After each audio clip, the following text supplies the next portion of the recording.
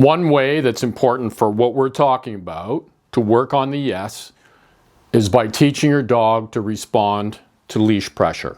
So, in a quiet place, on a long leash, create some distance between you and your dog, and then gently pull on the leash. When the dog makes a decision to come, mark that moment in time with a yes, and reward them when they get to you. Okay, and then they're free to go. Never reach for your treats, okay, until you've said yes. The reason is that dogs prioritize motion and that reach in the pocket. They prioritize that over learning the yes. So they won't learn the physical if you lead with the physical. Lead with the verbal and practice it a lot.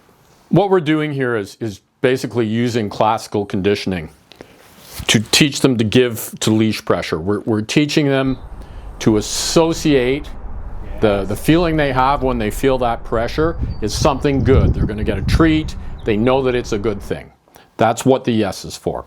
So we have to practice this first in a low distraction area. The aim is to teach your dog that a tight leash means they need to ease up on their pulling, which leads us to lots of dogs, including Sam, will cling to you when you try to start teaching giving to leash pressure.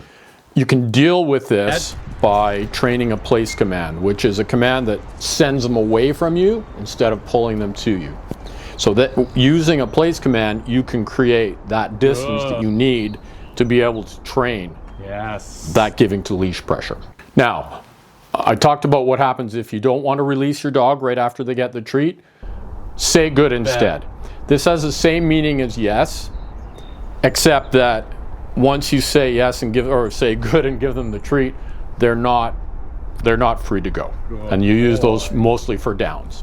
So the third item, your dog needs to learn that you're unpredictable. I know. Your dog needs to learn that you're unpredictable and that they need to keep an eye on you. Basically, you need to make sure they never get away with pulling. So as an unpredictable, crazy person, you're going to change directions without warning. If they pull one way, you're going to go in the opposite way. Just keep them guessing. Combined with learning the giving to leash pressure, this makes a big difference. So just be a bit crazy and unpredictable, and they will start thinking they're crazy and unpredictable, so I've got to keep an eye on them. Remember, you always apply pressure on the head collar to the side, not back along their body. The reason for this is, one, we don't want them leaning in to something that's attached to their neck. We don't want them getting their power behind it.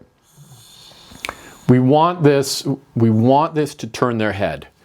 Turn their head away from the cue, away from the stimulus. It's just down at the same level as their muzzle, out to the side. Gentle turn.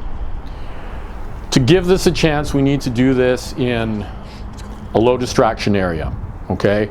To make it bulletproof, we need to do it somewhere with high distractions. So while I don't like dog parks, I don't like the risks that are there and the people who have not trained their dogs, but I do like using dog parks from the outside. You can start a long way from the fence and gradually move in with your training to close to the fence, and it's a high distraction environment that proves a great way to proof these concepts. All right? Thank you.